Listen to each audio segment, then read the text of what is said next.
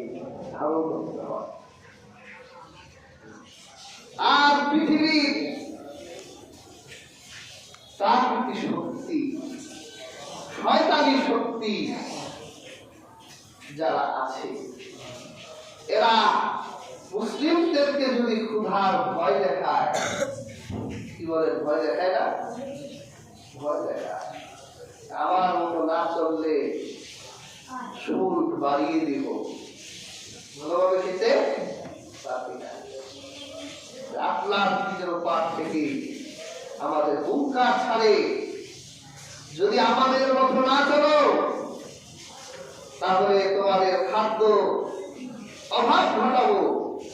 তখন এবার থেকে আটলান্টিকের ওপারে জবাব দিতে হবে, তাকে ভয় দেখাও, ক্ষুধার ভয়, যে 12টি মাসের একটি মাস না খেয়ে ধৈর্যের পরীক্ষা দিয়েছে, তাকে ক্ষুধার ভয় দেখায় না। এই নরক পিশাচগুলো, এই জানোয়ারগুলো জঙ্গলের জানোয়ারকেও হার মানিয়েছে। আপনারা গত বছর লক্ষ্য করেছিলেন, ফিলিস্তিনের ক্ষুধার্ত শিশুদেরকে খাবারের জন্য রেখেছিল, তোমাদের চাপ এসেছে, খাবার নিয়ে যাও। ক্ষুধার্ত শিশুরা কারো হাত নাই, পা নাই, চেহারায় ক্ষুধার ছাপ। এই ছোট ছোট নিষ্পাপ শিশুগুলো খাবার আনার জন্য জবাববদ্ধ হয়েছে, খাবার দেয় নাই, বুলেটের গুলি দিয়ে বুকগুলো ঝাঁঝরা করে দিয়েছে। এরা জঙ্গলের পশুতেও আহার বানায়, বসতি বানায়। এই ইউরোপিয়ানরা জঙ্গলের পশুকেও তারা হার বানিয়ে দেয়। হাজিরিন, আল্লাহ পাক আমাদের অভয় বাণী দিয়েছেন, ফালইয়াবুদু রাব্ব হাযাল বাইত আল্লাযী আত'আমাহুম মিন জু' ওয়া আমানাহুম মিন খাউফ। আল্লাহ পাক বলেন, কাজেই যদি তোমরা এই ঘরের রবের ইবাদত করো, তাহলে তিনি তোমার ক্ষুধার সময় খাবার দিবেন, সুবহানাল্লাহ। আর তোমার ভয়ের সময় আল্লাহ রাব্বুল আলামিন তোমাদের নিরাপত্তা দিবে। তাহলে আমরা খাবার চাই আল্লাহর কাছে, যিনি খাবারের মালিক। পৃথিবীর কারো কাছে আমরা ক্ষুধার যন্ত্রণা নিবেদন করব না। যদি আমরা আল্লাহর ইবাদত করি, তাহলে আল্লাহ আমাদের খাওয়াবে। আর দুনিয়ার কাউকে ভয় করব না।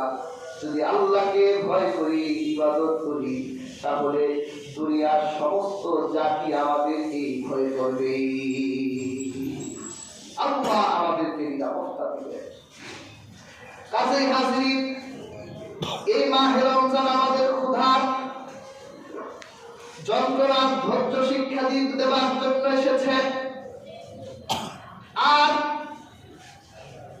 আল্লাহ পাক আমাদের নির্দিষ্ট সময় পর্যন্ত একটি মাস সুবহে সাদিক থেকে সূর্যাস্ত পর্যন্ত হালাল স্ত্রীদেরকে আল্লাহ নিষেধ করেছে, যাতে আমরা যৌন লিপ্ত না হয়ে যাই, জেনাকার না হয়ে যাই, আমরা যাতে এখান থেকে ধৈর্য গ্রহণ করি।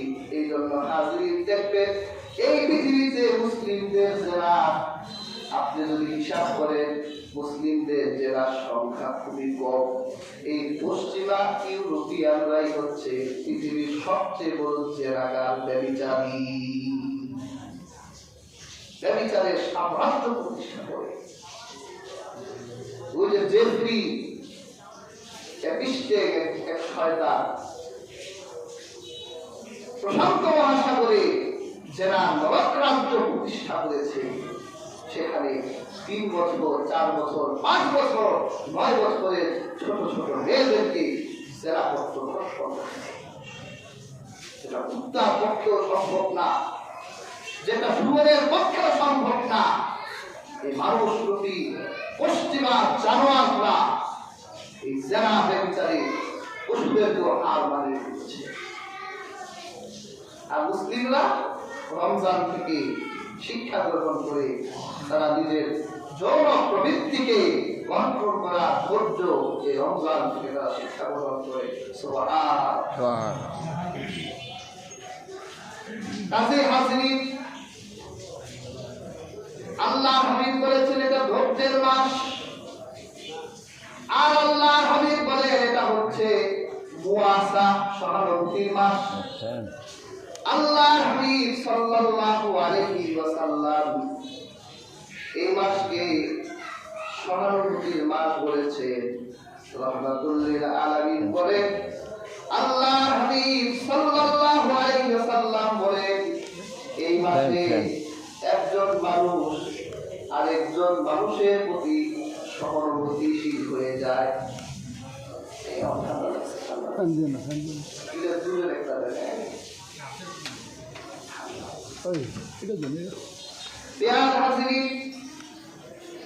দেখবেন এই মাসে আমরা একজন আরেকজনকে সহানুভূতি করি।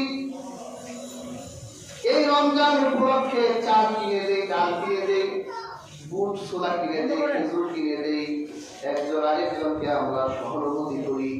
এতে আমাদের নিজেদের মধ্যে পারস্পরিক সম্পর্ক সুদৃঢ় হয়, শক্তিশালী হয়ে যায়, একজন আরেকজনের প্রতি ভালোবাসা বেড়ে যায়।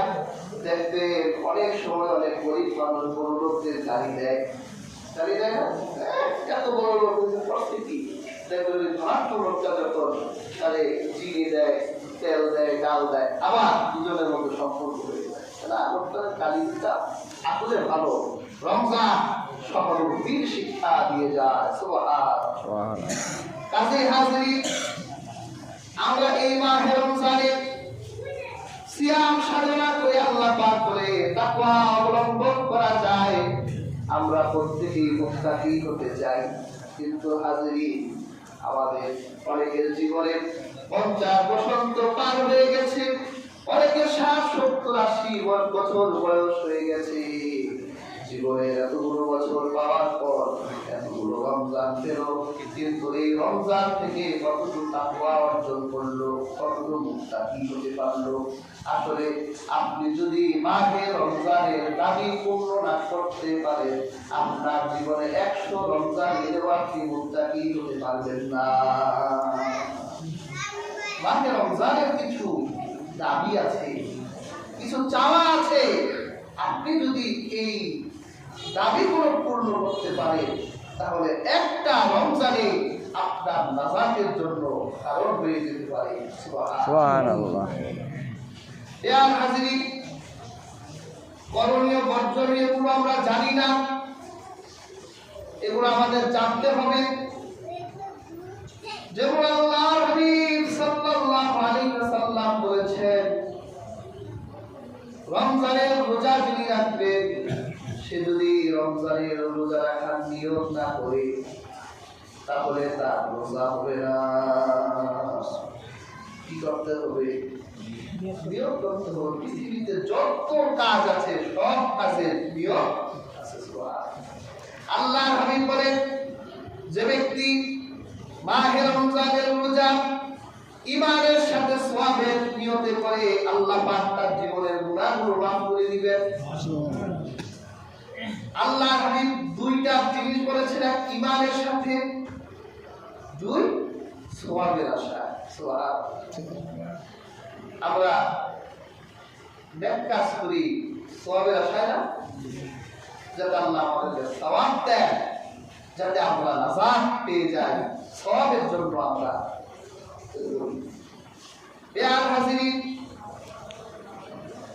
নিয়তটা হলো গুরুত্বপূর্ণ। যদি আপনি ইমাম আবু হানিফা রাহমাতুল্লাহ আলাইহি হানাফি ফিকহ কিতাবে এসেছে, এই হাদিসের ব্যাখ্যায় সূর্য পশ্চিম আকাশে ঢলে যাওয়ার আগে আপনাকে নিয়ত করতে হবে যে আমি আল্লাহর সন্তুষ্টির জন্য রোজা রাখছি। আপনাকে মুখে বাংলা উচ্চারণ করতে হবে বা আরবিতে উচ্চারণ করতে হবে, এটা ধর্তব্য না। আমরা বলি না যে এটা হাদিসটা, এটা শব্দ, আপনি শব্দ উচ্চারণ করলে দোষ হবে না, কিন্তু নিয়ত কি এটা এটা মনের বিষয়।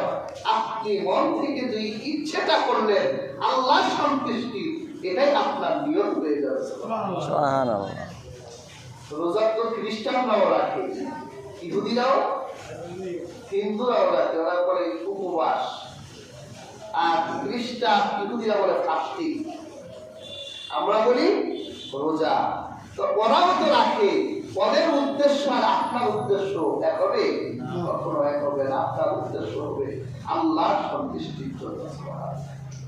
এজন্য মনকে ভালো করতে হবে।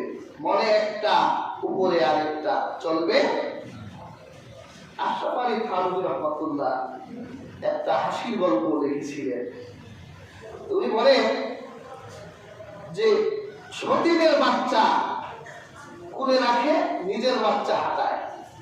চারদিকে তার সুনাম ছড়িয়ে পড়লো। দেখছো এই রমণীটা কত ভালো, সতীনের বাচ্চা কুলে রাখে, নিজের বাচ্চা কত আদর করে সতীনের বাচ্চা। তো ওই মহিলার শরীরে বলে, গোবর তো সবাই বলি না, তোমার কাছে বলি, আসলে সতীনের বাচ্চা কুলে রাখি যাতে ও কোনোদিন হাঁটা না শিখে, সেজন্য হাঁটাই না, কুলে রাখি। আমার টানে হাঁটাই যাতে ভালো করে হাঁটা। কুকুরকে তো ভালোই দেখা যায়, কিন্তু উদ্দেশ্য কি? নিয়ত তো খারাপ। হাজিরি এরকম নিয়ত করা যাবে না। আল্লাহ হাবিব বলেছেন যে মাহে রমজানের নিয়ত করে না তার রোজা হবে না। এজন্য আমাদের নিয়ত করতে হবে আল্লাহ সন্তুষ্টির জন্য আমরা মাহে রমজানের রোজা রাখি। আল্লাহ তাআলা আমাদের প্রত্যেককে আল্লাহ সন্তুষ্টির জন্য এই নিয়ত করে রোজা রাখার তৌফিক দান করুন। আমিন। হাজিরিন, এরপর একজন রোজাদারের আরেকটি করণীয় হলো সেহরি খাওয়া।